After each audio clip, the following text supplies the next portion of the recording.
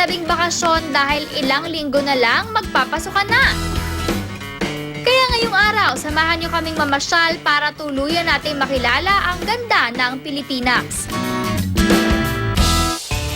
4 to 5 hour drive lang mula Manila, matutuntun na ang Dasol na katabi lang ng Alaminos at Burgos sa Pangasinan.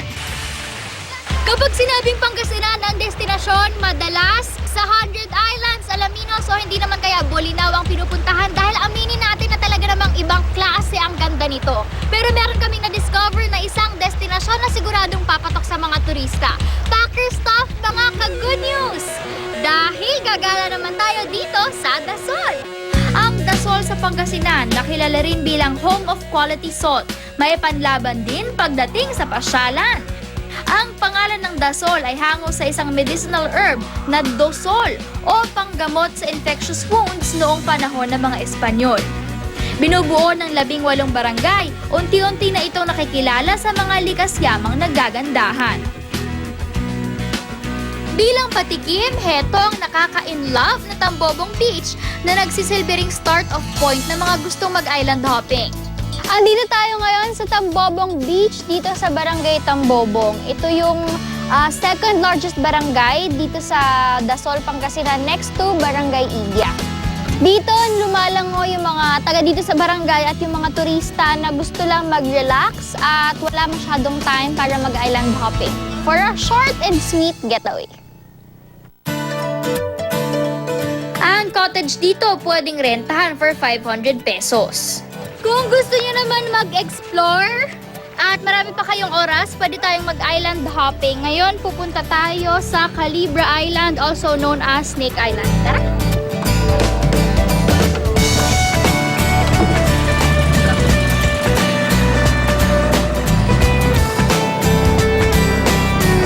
Ang ilaw ng tubig, oh! 1,300 pesos ang boat ride na good for 4 to 5 people papunta sa mga isla ng Dasol.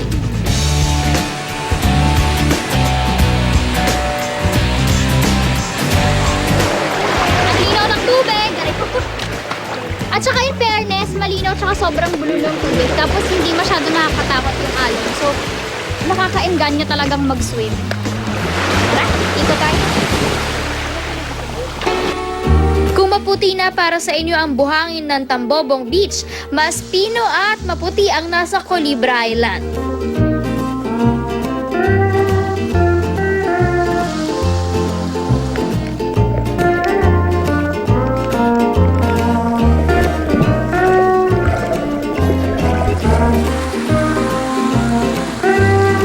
Bukod sa nakabibighaning kulay ng tubig, meron din itong iba't ibang rock formation.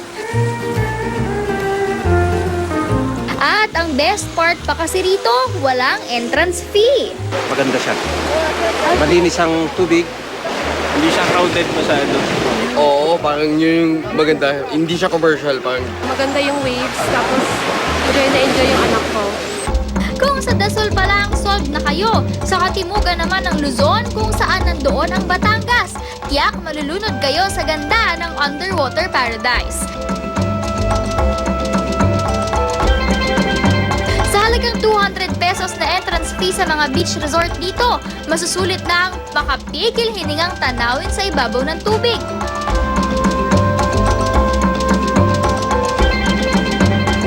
One hour away from dun sa Sombrero Island, nakarating tayo dito at dito yung isa sa mga popular spots para sa fish feeding.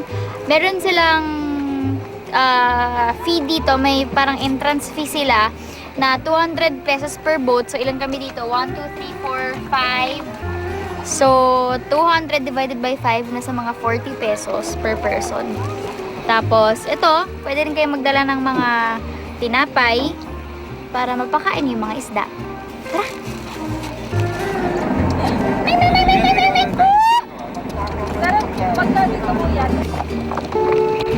Unang bumungad ang giant clam na sumasara pag nagagalaw. Mas marami ring isda sa lugar na ito. Kaya, tsaran! Pinagpiestahan nila ang tinapay. Ang daming isda! Ang cute ng blue, kaya lang ang sakit-sakit makagat. Nakakatuwa kasi bukod dun sa mga isda, may mga clams, may mga giant clams na malalaki. Giant na, malalaki pa. Dun! Tas makikita mo buhay talaga kasi gumagalaw-gumaganon talaga sila. Tas dito ang saya kasi, nung una, dun sa baba, nagpakain na kami ng mga isda na maliliit. So, kapag nakakagatiling kamay mo, masaya, okay lang kasi nakakakiliti. Eh, nung dito, nagpapakain kami ng mga blong malalaking isda. Ang sasakit makagat ng kamay. Pero masaya, ang cute. Na face to face mo sila, ganyan. Pagkatapos ng nakakapagod pero siksik sa sayang pagtatampisaw at pakikipag-meet and greet sa mga lamang dagat. Dito sa isang tagong bed and breakfast place sa Laurel, Batangas, na border ng Tagaytay, tayo dapat mamahinga. Sa entrance pa lang, sasalubungin na kayo ng breathtaking view ng Taal Volcano.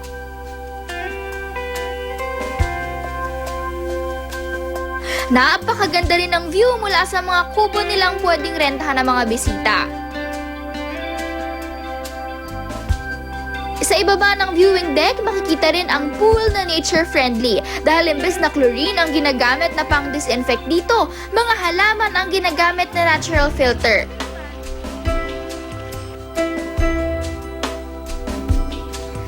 To 3 hours away from Quezon City, mararating nyo na itong Narahil dito sa Batangas. Hindi lang siya perfect venue for wedding and events, kundi pati na rin for relaxation and staycation. Dahil very private ang setting ng hotel, isang tahimik at payapang bakasyon ang inyong maaasahan.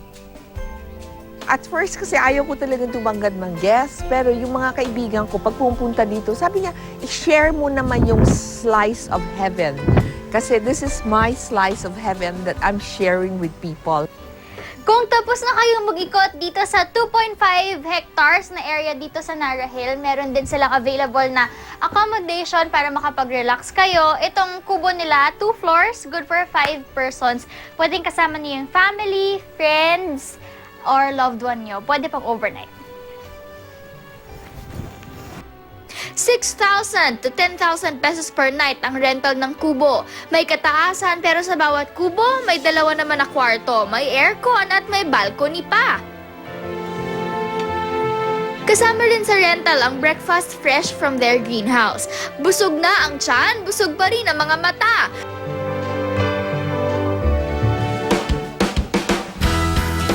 Saan bang parte ng bansa?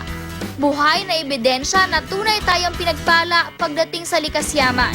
It's really more fun in the Philippines, lalo na tuwing summer.